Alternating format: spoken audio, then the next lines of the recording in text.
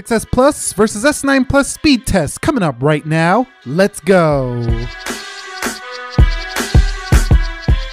So what is up, guys? Nick here, helping you to master your technology, and welcome to the iPhone 6S Plus versus the S9 Plus speed test. Now let's go ahead and begin with a boot up test in 3, 2, 1.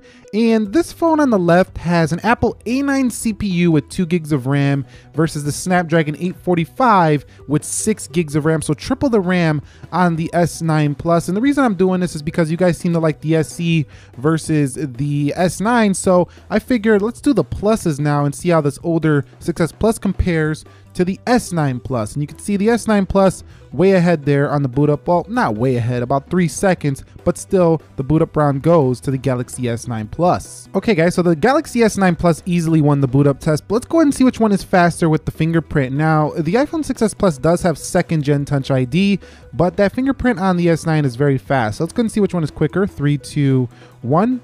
And you can see that's the S9 Plus. Let's do it again. 3, 2, 1.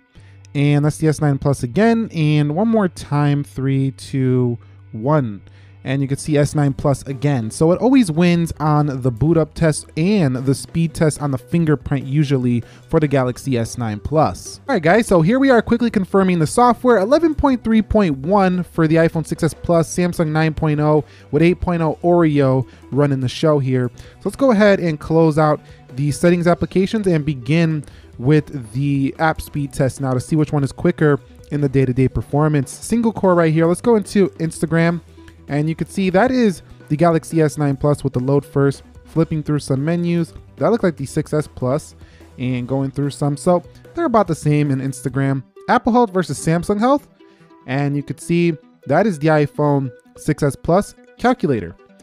That's similar, but I think the S9 Plus. Let's go into settings. You could see about the same, but S9 Plus gets the win there. Let's go into calendar.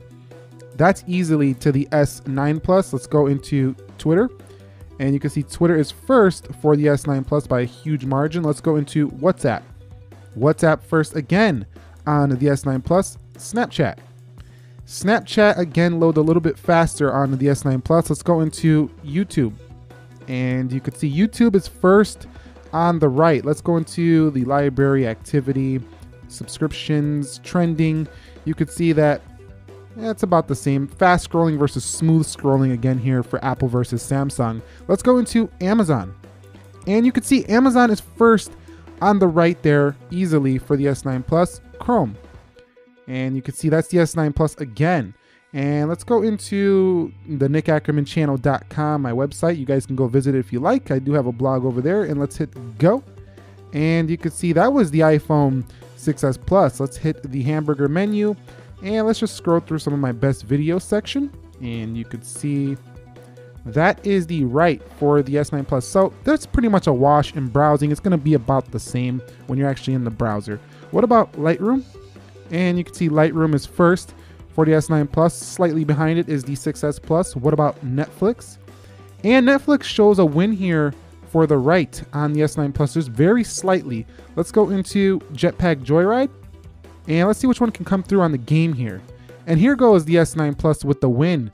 But can the iPhone 6S Plus come back in something like Dead Trigger 2, which is a little more graphically intensive? And you can see loading on the S9 Plus. Yes, it does. So the S9 Plus loses here. Hit play. And see which one can go into this game first. Load up the graphics and things. And that is the 6S Plus. And here is the S9 Plus. So here is where the iPhone is still ahead sometimes. Let's go into Slither. You can see Slither opens first on the S9 Plus, but who can play it first? About the same. So it's about the same there on Slither. What about Geekbench? And you can see Geekbench opened almost identical. I couldn't even see that one. What about Speed Test? You can see Speed Test is first on the right, it looked like. Let's go into the cameras, and that's good. Let's go into the phone dialers now. And you can see that was the S9 Plus. So pretty close overall. Not too bad for a 2-year-old phone on a 6S Plus, but I do think the S9 Plus has faster animations, throw it in 0.5x, and it's a wash. The S9 Plus, I think, was faster here on the first round. All right, so we're quickly just going to go through backwards through them. We're just looking for the RAM management to see if anything reopens on either, and nothing there. Let's go into camera. Nothing there on both. Speed test, Nothing there on both. Geekbench.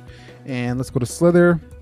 And looks like we had a little ad there for the iPhone, but both of them held them just fine. Dead Trigger. You can see the S9 Plus a little bit snappier there. What about Jetpack Joyride? And the iPhone 6s Plus a little snappier there. What about Netflix? And you could see that's the right. Lightroom. Let's go into Chrome. About the same. Amazon. That was the iPhone 6s Plus. YouTube. That's the S9 Plus. Snapchat. And we're having a reload there. That's where this 2 gigs of RAM. Ooh, another one. That's where this 2 gigs of RAM is really starting to show its age. You see Twitter had to reload again. And settings, I don't expect these Apple apps to have to reload.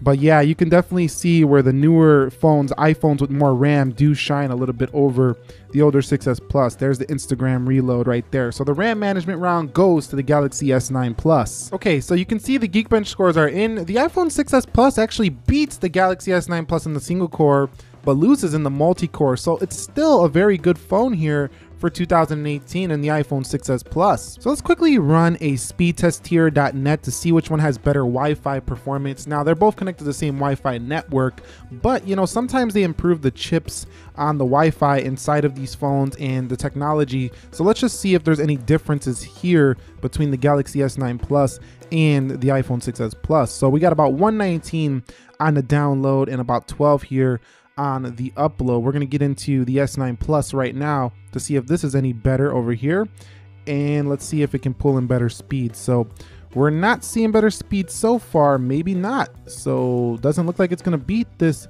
iPhone 6s Plus. Well, maybe it will, maybe it will. Actually 20, yes, so it slightly beats it, but they didn't show the dots, you know, after the 119. So we're pretty even there on the download. So what about this upload? Does it look about the same once again?